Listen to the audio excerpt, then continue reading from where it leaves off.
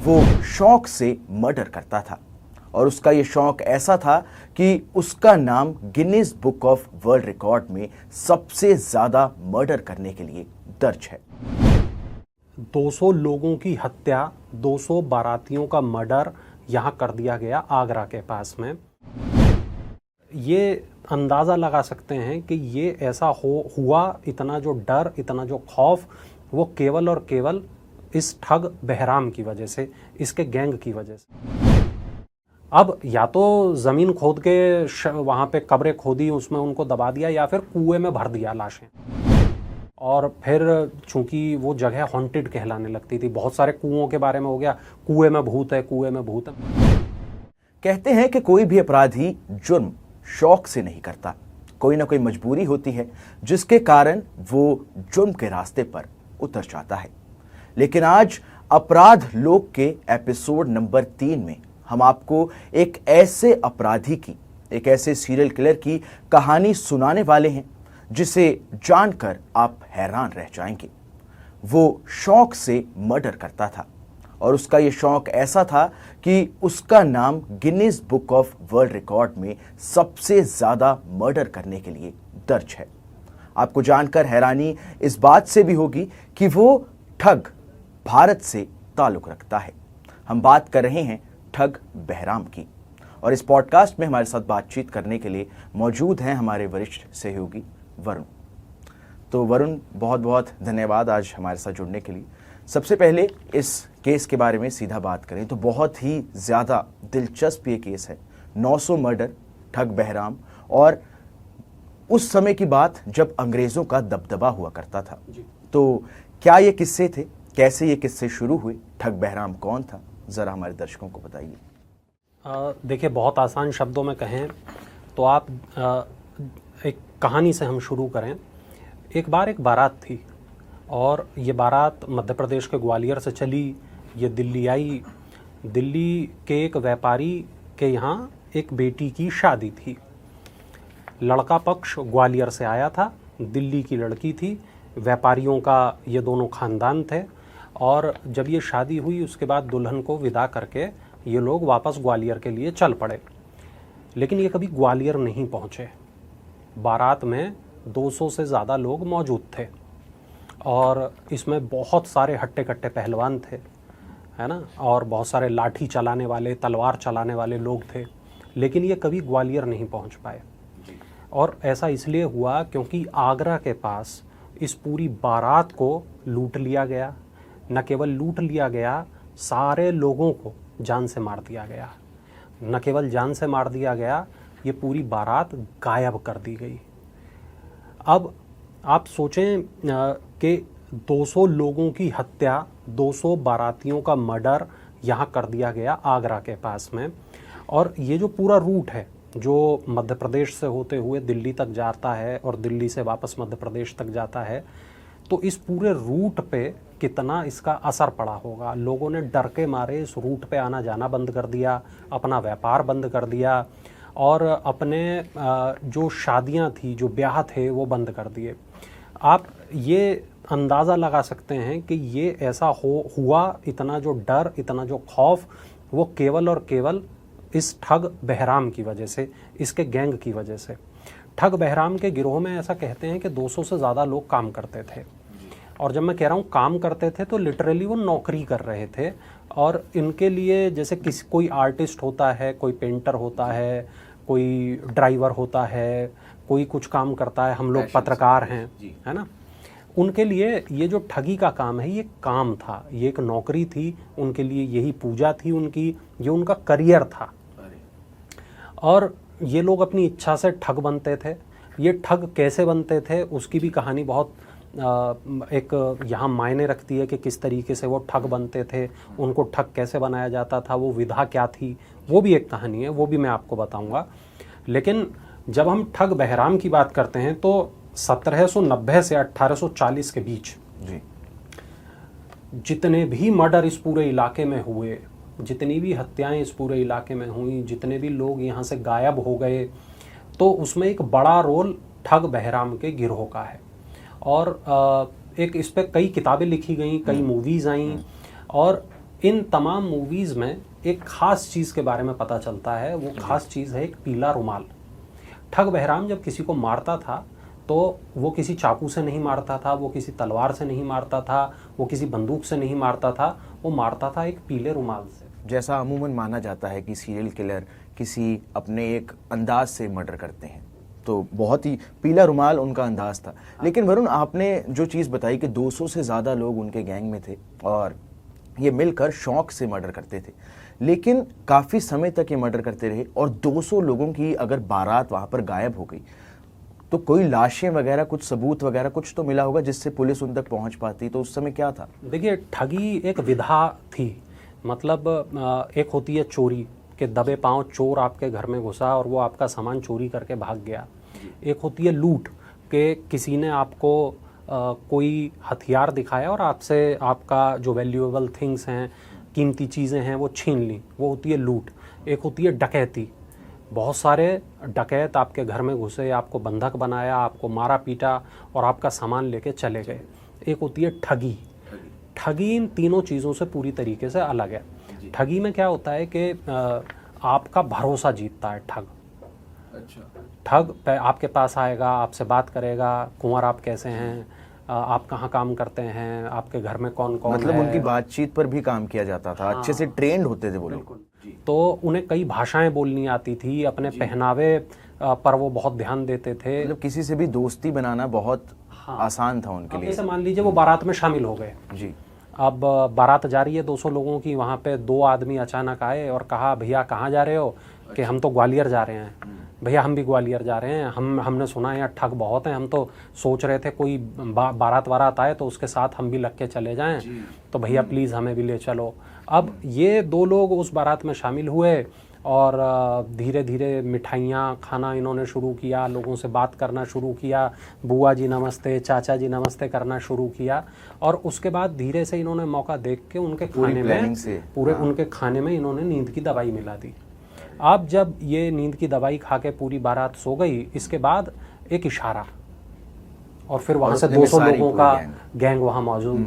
अब जब 200 लोगों का गैंग वहाँ आ गया, उसके बाद सब ने जो है इन लोगों को गला दबा के मार दिया, सोते हुए लोगों को ही जान से मार दिया गया। अब इसके बाद क्या किया? इसके बाद इन्होंने ज़मीन खोदी और ज़मीन खोद के उनको कब्र बनाई और सारे लोगों को वहाँ पे लेटा दिया। कब्र बना दी। हाँ, अच्छा। हाँ, वहीं रास्ते से थोड़ा अलग हटके। अब उस ज़माने में तो बहुत इंफ्रास्ट्रक्चर तो था नहीं, जंगल ही था। थोड़ा अंदर ले गए, जंगल की तरफ ले गए, वहाँ कब्र खोदी, उनको दफना दिया। बहुत हैरानगी की बात है, 200 आप लाशें लेकर भी जा रहे हैं और रात भर ये पूरा सिलसिला चल रहा है। और दिन भर भी, मतलब कोई ऐसा तो नहीं था आज की तरह कि मतलब सड़क चल रही है, लोग देख रहे हैं, तो यदा कदा वहाँ से कोई आता जाता था 2 दिन में, 1 दिन में। तो आराम से उन्होंने अपने काम को अंजाम देते थे ये लोग और उनको दफना देते थे। अब थोड़े दिन के बाद उस पर घास उगाती थी, खरपतवार उगाती थी, पेड़ उगाते थे, तो सभी नामो निशान ही मिट गए। नामो निशान मिट गया। अब आप ढूंढते रहो 200 लोग कहाँ गए, कोई बताने वाला ही नहीं 200 लोग कहाँ गए। मतलब उस समय में ऐसी, मतलब इतना दिमाग लगा के क्राइम करना है, इतना दिमाग लगा के ठगी करना वाकई में एक कला है। मतलब कि ये उनको क्या ये मतलब चीज पढ़ाई जाती थी, जैसे आप कह रहे हैं कि वो पेशे से ये चीज करते थे, करियर की तरह, तो क्या ट्रेनिंग मिलती थी, क्या किस तरीके से वो इस रुचि कैसे पड़ती थी, क्या चीज थी वो? देखिए, जब हम बात बहराम की कर रहे हैं तो हमें ये जानना होगा कि बहराम का जो जन्म है वो 1765 में हुआ और बहराम के जो बहराम के गुरु थे, जो बहराम के गुरु थे 1765 के बाद, सैयद अमीर अली इनका नाम है। और ये जो सैयद अमीर अली थे, ये उस ज़माने के बहुत खूंखार और बेरहम ठग माने जाते थे। अब यहाँ पे बहराम ने ठगी के गुर सीखे, ये सीखे। हाँ, मतलब जैसे आप आज पढ़ाई करते हैं, यूनिवर्सिटी जाते हैं, उस ज़माने में एक गुरु के पास रह के आप ठगी सीखते थे। तो इन्होंने ठगी सीखी बहराम ने, और ठगी सीखने के बाद इन्होंने पहले तो ये अपने गुरु के गैंग में ही शामिल थे, बाद में ये अलग हो गए और किसी दूसरे अपना खुद का गैंग बना लिया इन्होंने। और जब इन्होंने गैंग बना लिया तो अपने गैंग में ये भर्तियां करने लगे। धीरे धीरे करके इनका जो गैंग है वो 200 लोगों तक का इनका गैंग हो गया। अब इनका जो मतलब आप देखें जो इनका काम था वो कहाँ से कहाँ तक था। पूरा अवध का इलाका जो आज लखनऊ के आसपास का इलाका है, पूरा आप देखें तो इनका बुंदेलखंड का हमारा पूरा इलाका, जिसमें थोड़ा सा राजस्थान है, जिसमें थोड़ा सा मध्य प्रदेश है, जिसमें थोड़ा सा उत्तर प्रदेश है ना, ये पूरा इलाका। और ये आप गौर करेंगे तो ये ग्वालियर और भिंड, मुरैना, आगरा, दिल्ली, ये जो पूरा इलाका है, थोड़ा सा पश्चिमी उत्तर प्रदेश का इलाका, ये यहाँ तक इनका साम्राज्य फैला हुआ था। अब यहाँ से जितने भी लोग आते थे, जाते थे, यहाँ पे इस रूट पे अपना व्यापार करते थे, वो सारे लोग इन डाकुओं से परेशान थे। मैं तो केवल बहराम की बात कर रहा हूँ, एक गैंग की हम बात कर रहे हैं आज, लेकिन उस ज़माने में ऐसे सैकड़ों गैंग थे। बंगाल में अलग गैंग थे, आपका पूर्वांचल में अलग गैंग थे, बिहार में अलग गैंग थे, है ना, दिल्ली में भी कुछ गैंग उस तरीके के चलते थे। तो ठगी एक बहुत बड़ी विधा थी, और इस विधा के जो शातिर लोग थे, माहिर लोग थे, वो लगातार अपने इस जो हुनर था उसको मतलब हाँ, गैंग बड़ी हो जाए। अब हमारे पास जो रिपोर्ट्स हैं उसमें बिल्कुल साफ साफ लिखा हुआ है कि बैरहम ने अपने जो लोग काम करते थे उनको ये सिखाया कि किस तरीके से लोगों को मारना है, किस तरीके से मर्डर किया जाए, किस तरह से मर्डर किया जाए, किस तरह से लोगों का भरोसा जीतना है, किस तरीके से लोगों के साथ घुलना मिलना है, किस तरीके से उन्हें अपना बनाना है, किस तरीके से उनका भरोसा हासिल करना है, और तब जाके वो आदमी आपका सारा बात मानेगा, आपका सारा काम करेगा। और वो क्या काम करेगा? आप उसको बोलेंगे भैया ज़रा मेरे साथ यहाँ तक चलो प्लीज़, है ना। अब तो एक ठग आके एक मोहल्ले में रहने लगा, और उसने अपनी दोस्ती कर ली 10-12 अलग अलग लोगों से, कुछ लोगों को उधार बांट दिया, कुछ लोगों को मदद कर दी। अब वो धीरे धीरे सारे लोग उसके ऊपर भरोसा करने लगे। फिर एक दिन उसने कहा आज मेरे यहाँ भंडारा है, आप आइए सारे लोग खाना खाइए आज मेरे यहाँ, पूरे गांव के लोग, है ना। और वो सारे लोगों को बुलाया भंडारे में, अपना उसने नींद की दवाई मिलाई और सारे पूरा गाँव सो गया, और इन्होंने एक ही रात में पूरा गाँव साफ कर दिया।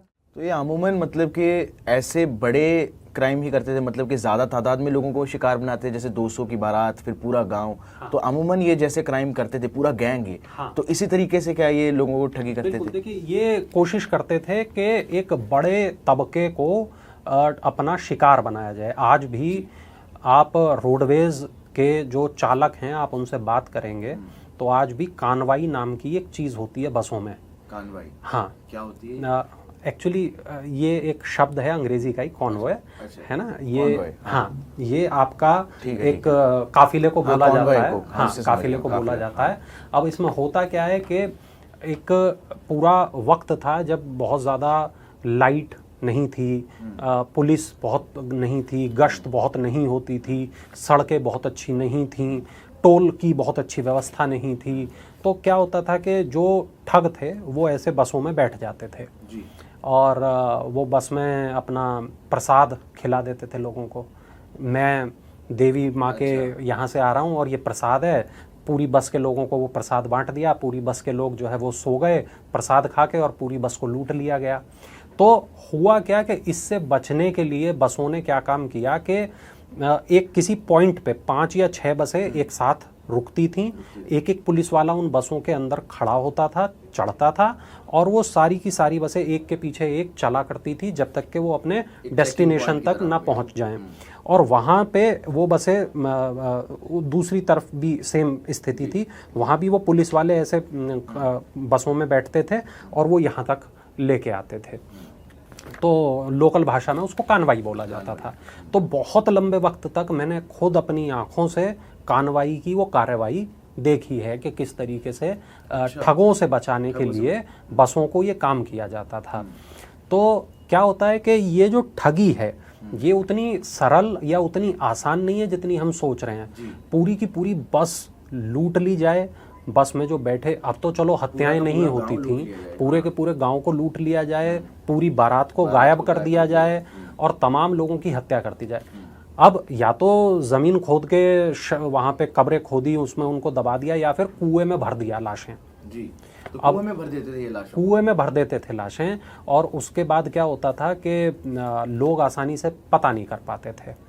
और फिर चूंकि वो जगह हॉन्टेड कहलाने लगती थी, बहुत सारे कुओं के बारे में हो गया, कुएं में भूत है, कुएं में भूत है, मगर कुएं में थोड़ी भूत है। उस समय थोड़ा ऐसे था भी कि भूतों में लोगों को अंधविश्वास पे लोग हाँ, तो अब ये जो कहानियां आई निकल निकल के कहाँ से आई, अच्छा, वो इन्हीं ठगों से हाँ बिल्कुल बिल्कुल ऐसा कहते हैं। बड़ी प्रसिद्ध कहानी है कि बहुत सारे लोगों ने ऐसा देखा कि एक पूरी की पूरी बारात जो है वो जा रही है रास्ते से और वो गायब हो गई अचानक।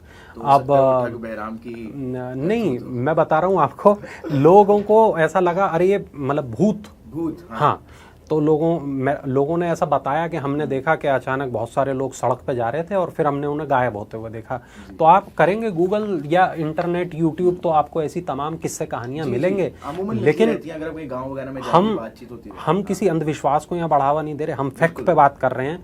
तो जो तमाम किस्से छपे अखबारों में उन दिनों, जो तमाम बातें छपी, देखिए तमाम चीज़ें यहाँ लिखी हैं। 1765 में मध्य भारत में बहराम का जन्म हुआ। जबलपुर इलाका, मध्य प्रदेश का इलाका, वो बहराम वहाँ पर पैदा हुआ। बहराम ने सैयद अमीर अली से ठगी सीखी और अगले 10 सालों में वो ठगों का सरदार हो गया इस पूरे इलाके के। और इसके बाद में अब आप सोचिए कि इतना खौफ उसका, फिर लोग कहाँ पहुँचते, लोग अपने राजा के पास पहुँचते, अपने ज़मींदार के पास पहुँचते, अंग्रेज़ सरकार के पास पहुँचते। अब जब लगातार अंग्रेज़ सरकार के पास में ये शिकायतें आने लगीं कि बारातें गायब हो रही हैं, लोग गायब हो रहे हैं, और इसमें एक ख़ास बात एक ये भी थी कि जब अंग्रेज़ों ने ये सोचा कि अब हमें यहाँ पे अपना वो विस्तार करना है, तो उन्होंने कहा छोटे छोटे गांवों में जाओ, वहाँ पे चौकियाँ बनाओ। तो लेकिन जो अंग्रेज़ अफसर थे वो जाने से इनकार कर देते थे डर के मारे। तो बहुत सारे ऐसे अंग्रेज़ अफसर थे जिन्होंने इनकार कर दिया कि भाई हम तो नहीं जाएंगे फला गांव में, वहाँ तो हमने सुना ठग बहराम रहता है। इसी में मैंने बात सुनी थी कैप्टन सेलीमैन की, कोई ऐसे वो थी, कैप्टन सेलीमैन का वो वहाँ भी आता हूँ। तो लोग इनकार कर देते थे उस गाँव का जो भी बनने से। तो जब अंग्रेज़ अफसर डरने लगे, जब बहुत सारे भारतीय अफसर इस बात को कहने लगे कि भाई उस तरफ नहीं जाना, वहाँ बहराम है, उस तरफ नहीं जाना, वहाँ बहराम का गिरोह है, तब धीरे धीरे तो मतलब इतना दबदबा था कि अंग्रेज सरकार तक भी वो बात पहुंच गई और उनको भी डराया जाने लगा। बिल्कुल, वो डरने लगे। और तब इंग्लैंड से इसको स्लीमैन को भेजा गया, कैप्टन स्लीमैन को भेजा गया, और ये कहने के लिए कि भाई अब जो है आप इस ठगों से मुक्ति दिलाइए, अब आप इन ठगों से बचाइए। तब जाके कैप्टन स्लीमैन ने एक रास्ता निकाला, और वो रास्ता क्या था, स्लीमैन जब भारत आया तब उसे भारत के बारे में कुछ पता नहीं था। उसे ये नहीं पता था कि भारत में कितनी भाषाएं हैं, किस तरह का खाना है। स्लीमैन सालों तक भारत में रहा, भारत के लोगों से मिला, वो गांव से गांव घूमता रहता था। पर ऐसे भी कहते हैं कि हर शेर के ऊपर एक सवा शेर होता है, तो मतलब कि अगर शातिर वो है, बहराम है, तो स्लीमैन भी सवा शेर है। तो उनको पकड़ने के लिए भी क्या वो पूरी कहानी रही होगी, वो चीज़ रही होगी, उसके बारे में जी बिल्कुल। तो स्लीमैन गांव से गांव घूमता रहा और उसने लोगों से दोस्ती करता रहा। जी। उस ज़माने में दोस्त कौन हो सकता था? उस ज़माने में दोस्त हो सकते थे जो आपके किसान हैं, जो आपके इधर से उधर गाड़ीवान हैं, है ना। उस ज़माने की जो वैश्याएँ होती थी, उस ज़माने की जो तवाइफ़ें होती थीं, वहाँ सब उसने अपने धीरे धीरे धीरे धीरे वो अपने गुर्गे, अपने जासूस प्लांट करता रहा बहुत लंबे वक्त तक, सालों तक। और सालों के बाद उसे कई भाषाएं आ गईं। वो अवधी बोलने लगा, वो बुंदेलखंडी बोलने लगा, वो आगरा के आसपास की ब्रज भाषा बोलने लगा, उसे कई भाषाएं आ गईं। भारत का वो खाना खाने लगा, भारत के लोगों को समझने लगा। तो जैसे कहते हैं कि in Rome do as Romans do, तो in India do as Indians do. बिल्कुल। हाँ। उसके बाद वो इंडिया के लोगों की तरह कपड़े पहनने लगा और वो ऐसी गर्मी में सो जाता था, है ना, गांव देहात का खाना खा लेता था, कुएं का पानी पी लेता था। उसने क्या ये एक उनकी भी रुचि थी कि वो चाहते थे कि जो बहराम है वो उन तक पहुंचे, जैसे बहराम जब क्राइम करता था तो अमूमन भरोसा जीतता था, पहुंचते थे वहां तक। क्या ये इसके पीछे ये भी सोच हो सकती है कि अगर स्लीमैन इतने शातिर थे, इसके पीछे ये भी शायद सोच हो सकती है कि किसी दिन कहीं ना आमने कहीं, सामना हो, किस दिन आमना सामना हो कि बहराम ही उन तक पहुंच जाए, बिल्कुल, अगर वो नहीं पहुंच पा रहे। बिल्कुल बिल्कुल। तो उसके बाद होता यह है कि एक दिन इसको ये पता चलता है कि बहराम को ये कला सिखाई किसने, तो वो सैयद आमिर अली तक वो पहुंचता है, जो उनके गुरु थे, जो गुरु थे। हाँ। उसके बाद वो उसको पूछता है बताओ बहराम कहाँ है, तो सैयद आमिर अली को ये पकड़ लेते हैं, इनको पकड़ में। लेते अच्छा ठीक है। वो अपना मुंह नहीं खोलता। उसके बाद उसके पूरी फैमिली को पकड़ लिया जाता है और हाँ, उसके बाद उसकी फैमिली को तड़पाना अंग्रेज चालू करते हैं। फिर वो अपनी फैमिली का वो हाल देख नहीं पाता, वो अपना मुंह खोल देता है, बहराम का पता बता देता है। जब बहराम पकड़ा गया तब उसकी उम्र 75 साल के आसपास बताई जाती है। 75 साल की? हाँ, और 2 साल तक फिर कोर्ट में उसके खिलाफ मामले चलते हैं और वो पुलिस को बताता है कि 931 कत्ल उसने किए हैं। कबूल करता है 931 कत्ल? हाँ जी, हाँ जी। 931 कत्ल वो कबूल करता है। इसके अंदर से कुछ कत्ल तो ऐसे थे जो उसने अधिकतर कत्ल उसने खुद किए, मगर मोटा मोटी 931 कत्ल उसके ऊपर लगते हैं, जिसमें वो बताता है हाँ ये सब मैंने किए। वो अपना पीला रुमाल दिखाता है, रुमाल में क्या रुमाल के पीछे की कहानी भी वो बताता है? हाँ, एक सिक्का होता है उसमें रुमाल में बंधा हुआ, तो एक खास तरीके की गांठ होती है, वो आजकल प्रचलन में नहीं है। जैसे तमाम तरीके की गांठ होती हैं, रीफ नॉट होती है, ये नॉट वो नॉट, कई तरीके की गांठें होती हैं। तो उसने एक खास तरीके की गांठ बनाई और जैसे ही कोई व्यक्ति उसका प्रतिरोध करना चाहता, वो एक उस अपने रुमाल, उसके पास लंबा सा रुमाल था, वो रुमाल आज भी स्लीमैन के वंशजों के पास सुरक्षित है और अभी उनके पास सुरक्षित है। हाँ, बचा? अच्छा। हाँ, आप गूगल करेंगे आपको फोटो भी मिलेगी उसकी, और उसमें वो सिक्का बंधा हुआ आज भी मौजूद है, जिस सिक्के से वो सारे मर्डर को अंजाम दिया जाता था। और वो लोगों के गले में वो फंदा डाल देता था, उनको तब तक दबाता था जब तक के वो इंसान बेहोश ना हो जाए, वो मर ना जाए, और इस तरह वो लोगों की जान ले लेता था। 931 मर्डर। अब एक खास बात है कि अंग्रेज सरकार ने इस पूरी जो प्रोसेस थी, ये इसको पकड़ने के लिए, बहराम को पकड़ने के लिए जो प्रोसेस थी, इस एक विभाग बनाया, ठगी विभाग है ना, एक पूरा विभाग बनाया जो ठगों को पकड़ता था। उसी डिपार्टमेंट को हेड करता था कैप्टन स्लीमैन। अब जब भारत से ठग खत्म हो गए तब इसको पूरे डिपार्टमेंट को बंद नहीं किया गया, इस डिपार्टमेंट का नाम बदल दिया गया। ऐसा कहते हैं कि इसका नाम बदल के क्राइम इन्वेस्टिगेशन डिपार्टमेंट रख दिया गया, जिसको आज हम सीआईडी कहते हैं। अच्छा, तो वही वहां से शुरुआत हुई थी सीआईडी। तो आप सोचिए सीआईडी जिस तरीके से काम करती है, जिस तरीके से केस सॉल्व, तो ये तो एक बहुत ही दिलचस्प कहानी हो गई सीआईडी की नींव पर। हाँ, एक तरह से हम करें बात। तो उसी तरीके से कैप्टन स्लीमैन, मैंने बताया जैसे कि वो भारतीयों के कपड़े पहनता था, भारतीयों का खाना खाता था, भारतीयों की बोली उसने सीखी, और वो लगातार गांव से गांव पैदल पैदल घूमता रहा और वो पूरा भारतीय हो गया, और वो भारतीय लोगों की तरह सोचने समझने लगा, ठगों की तरह वो जानने लगा कि ये किस ग्रोह का काम है, ये बहराम का है कि नहीं है, ये वाला बहराम का है, तो वो सारी चीज़ें सीखने लगा। तो ये पूरी कहानी सीआईडी के बनने की भी है। और 931 कत्ल इससे पहले न कभी सुने गए थे, न कभी देखे गए थे, तो ये Guinness book of world record में ये मामला दर्ज हुआ। बहुत ही मतलब बड़ी बात है ये कि कोई सीरियल किलर 931 मर्डर करना, आज से पहले मैंने भी कभी नहीं सुना था। जब आपने मेरे से डिस्कस करा इस चीज़ के बारे में, तो मैं भी एक समय के लिए तो मैं भी हैरान रह गया था कि 931 मर्डर कोई सीरियल किलर कैसे कर सकता है। तो ये बहुत ही मतलब कि दिलचस्प कहानी थी।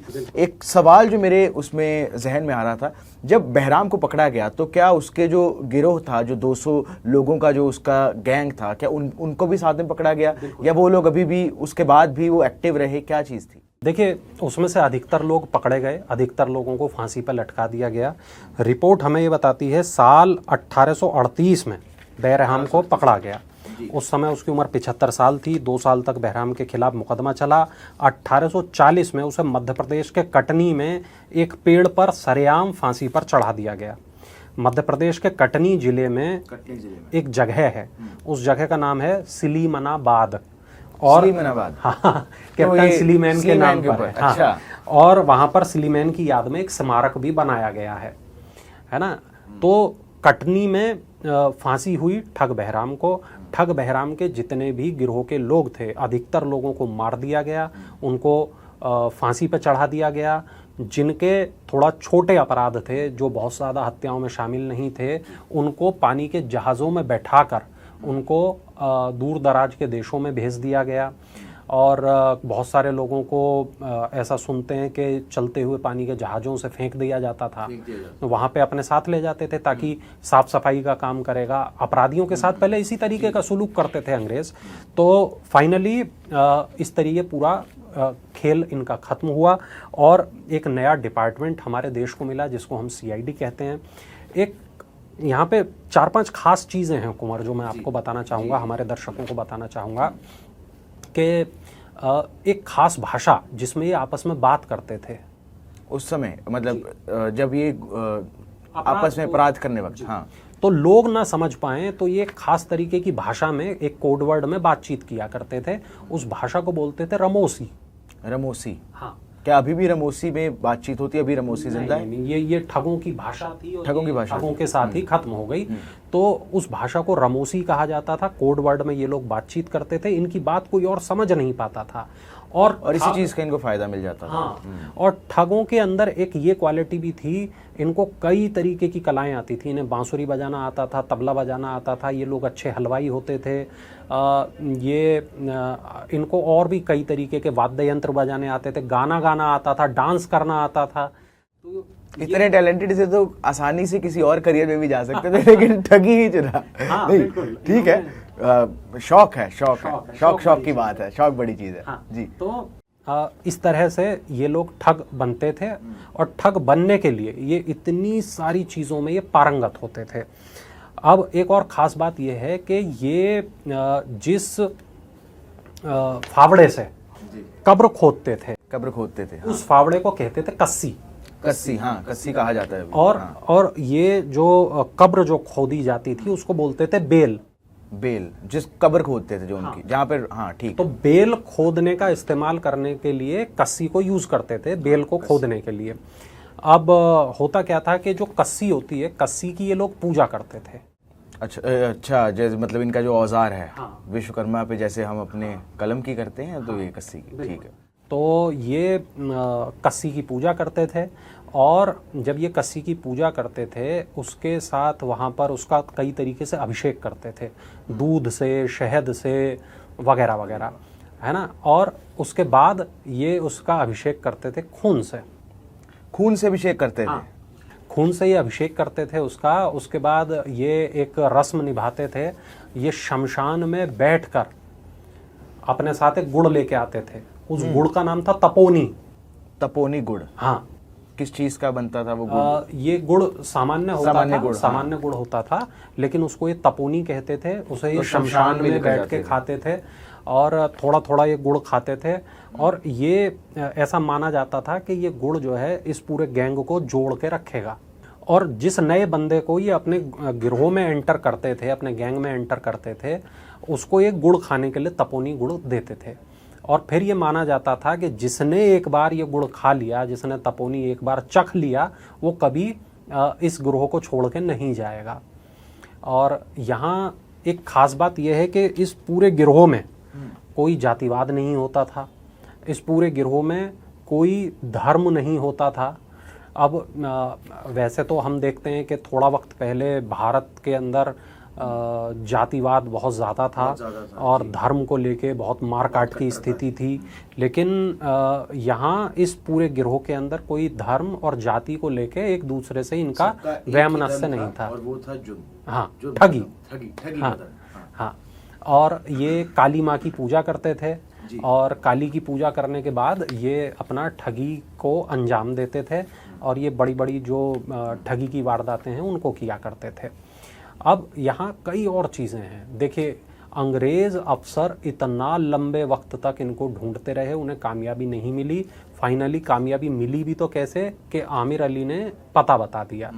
पता बताने के बाद भी 5 साल तक बहराम मिला नहीं था। पता बताने के बाद भी 5 साल तक नहीं मिला। तो कुल ये वैसे कितने, जब तक मतलब स्लीमैन जब से लगे, तो मैंने सुना तब भी काफी मतलब 8-10 साल का वो पूरा वो दौरान वो लगे रहे उसमें, और उसके बाद जाके फिर मतलब पता लगने के बाद भी उनको 5 साल और लगे। हाँ, तो बड़ा तो कितनी देर का ये उनका स्लीमैन की ये जांच चलती रही? देखिए, जो रिपोर्ट्स हमारे पास हैं वो हमें ये बताती हैं कि स्लीमैन जब भारत आया उसके बाद से ही उसने इस काम को करना शुरू कर दिया, और 10 साल से ज़्यादा उसको लगा स्लीमैन को कि वो बहराम को ढूंढ पाए, बहराम को गिरफ्तार कर पाए, और इसने बहुत बड़ा एक गुप्तचरों का जाल बिछाया था।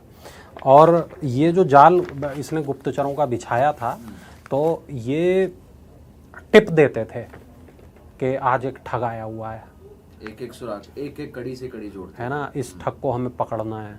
तो अब मान लीजिए किसी वेश्या ने ये सुराग भिजवाया स्लीमैन तक, स्लीमैन वहाँ पहुँचा, एक ठग को पकड़ा, पर उस ठग ने उगला ही नहीं कि बहराम कहाँ है, कहाँ मिलेगा, या उगल भी दिया तो स्लीमैन कभी उसे ढूंढ नहीं पाया, क्योंकि उसका ऑपरेशन का इलाका इतना बड़ा था बहराम का। तो उसके लिए स्लीमैन के लिए बहराम को पकड़ना बिल्कुल असंभव हो गया था। वो जब तक एक लोकेशन पहुंचता वो अपनी लोकेशन बदल देता, वो वहां पहुंचता फिर वो लोकेशन बदल देता। 200 लोग इकट्ठे एक नहीं, अलग अलग तरीके से मूव करते थे, और चूंकि ये अलग अलग विधाओं में सक्रिय थे, जैसा मैंने बताया, कोई डांसर था, कोई ब्यूटिशियन था, कोई कुक था, हाँ, कोई गाड़ी चलाने में अच्छा था। गाड़ी आज की तरह मोटर कार तो थी नहीं, मतलब बैलगाड़ी। तो ये धीरे धीरे अलग अलग जगहों पे नौकरी पा जाते थे। अब ये कैसे पता चलेगा ना कि हमें लूटना किसको है, हमें ठगना किसको है? तो पूरी जांच उसके लिए भी चलती थी। आगरा के, ग्वालियर के, दिल्ली के जितने बड़े व्यापारी होते थे, ये उनके यहाँ पता चला नौकरी कर रहे होते थे। अच्छा, इनको कैसे पता चलेगा आज के फला बारात जारी है? इनको कैसे पता चलेगा लूट कहाँ करनी है, ठगी कहाँ करनी है? तो मतलब साथ में ये साइड जॉब भी कर, गैस लाइटिंग कर रहे थे। बिल्कुल। तो ये उस तरीके से वहाँ नौकरियां करते थे, अपने गिरोह तक इंफॉर्मेशन पहुंचाते थे, और वहाँ पर गिरोह सारा पहुंच जाता था, और फिर ये लूटपाट की वारदातों को अंजाम दिया जाता था। तो ये इतना बड़ा मामला है। और आप देखिए कि जब ये डकैती का दौर खत्म हुआ, ठगी का ये दौर खत्म हुआ, ठगों को सरेआम फांसी दी गई, लोगों के अंदर अंग्रेज सरकार के प्रति भरोसा जगा, तब जाके व्यापार थोड़ा होने लगा। ये एक अलग बात है कि बाद में अंग्रेज कितना उन्होंने व्यापारियों को लूटा, वो एक अलग बात, हाँ। लेकिन ये जो ठगी का जो पूरा केस था, पूरा मामला था, इस पे सैकड़ों की तादाद में किताबें लिखी गईं, और तमाम इस पे पिक्चरें बनी, भारत में भी बनी, बाहर भी बनी। तो आप मतलब मैं कहूँगा दर्शकों से भी कि आप देखिए, एक बार इंटरनेट पे सर्च करके देखिए बहराम को, और वो देखिए कि स्लीमैन का स्मारक को देखिए, आप देखिए उस पेड़ को जहाँ पे जो बहराम है उसको फांसी पर लटकाया गया था, आप देखिए उस पीले रुमाल को, उस सिक्के को जो आज भी स्लीमैन के वंशजों के पास है। तमाम चीज़ें हैं, किताबें हैं ठगों पे लिखी हुई, स्लीमैन ने खुद एक किताब लिखी है, आप उस किताब को देखिए। तो बहुत कुछ है जो देखना, सुनना, समझना बाकी है। ऐसी तमाम चीज़ें हैं, ऐसे तमाम क्राइम हैं जो आपको सोचने पे मजबूर कर देंगे, ये देखने के लिए कि ऐसा भी होता है, ऐसा तो सुना ही नहीं था। लेकिन ये सब देखने के लिए आप अमर उजाला पे पहुंची, क्योंकि यहाँ पे हम आपको सबसे पहले सारी नॉलेज दे देंगे। ये केस के बारे में भी आपने बातचीत की, पूरा केस आपने समझा दिया, मुझे लगता नहीं कहीं और जाने की ज़रूरत पड़ेगी। लेकिन फिर भी अगर आप वो तस्वीरें देखना चाहते हैं तो उनको मैं भी देखना चाहूँगा। बहुत ही मतलब बहुत ही इंट्रूगिंग चीज़ है और बहुत ही इंटरेस्टिंग चीज़ है। ऐसी चीज़ें हो रही थी उस समय, और आज तक मुझे ये हैरानी होती है कि हम पत्रकार हैं, हम पेशे से हम पढ़ते लिखते रहते हैं, लेकिन आज तक ऐसे केसेस से मैं रूबरू नहीं हो पाया था। तो मतलब कि आम जनता कैसे होती, और बहुत ही मतलब दिलचस्प, रोंगटे खड़े कर देने वाली चीज़ है। 900 से ज़्यादा आप मर्डर कर रहे हैं, और अब कैसे पूरा गिरोह चला रहे हैं। और जब पकड़ा भी गया बहराम तो 75 साल का था, मतलब एक तरह से पूरी अपनी जिंदगी जी चुका था। 75 साल का पकड़ा गया, उसके बाद भी 2 साल लग गए, 2 साल लग गए ये सिद्ध करने में, 2 साल लग गए पूरी चीज़ करने में, और उसके बाद जाकर फांसी हुई। तो बहुत ही ये आज आपने जो कहानी सुनाई है बहुत ही ज़बरदस्त कहानी थी। अगर आप कुछ जाते जाते हमारे दर्शकों को कुछ एक आखिरी मैसेज देना बस चाहेंगे मैं यही कहूँगा कि अमर उजाला के इस पॉडकास्ट को देखें, अपराध लोक को। 2 इसके जो हमने शुरुआती एपिसोड हैं उनको भी देखें, अपनी राय रखें, कमेंट बॉक्स में बताएं हमारा ये जो नया शो है आपको कैसा लगा। और आपके कमेंट्स से यकीनन हमें एनर्जी मिलती है ऐसी तमाम इंटरेस्टिंग जानकारी आपके लिए ढूंढने की। तो बस जुड़े रहें हमारे साथ, देखते रहें अमर उजाला। अगर आप ये वीडियो YouTube पर देख रहे हैं तो हमारे चैनल को सब्सक्राइब करें और बेल आइकन को दबाना ना भूलें। अगर आप Facebook पर ये वीडियो देख रहे हैं तो हमारे पेज को लाइक करें।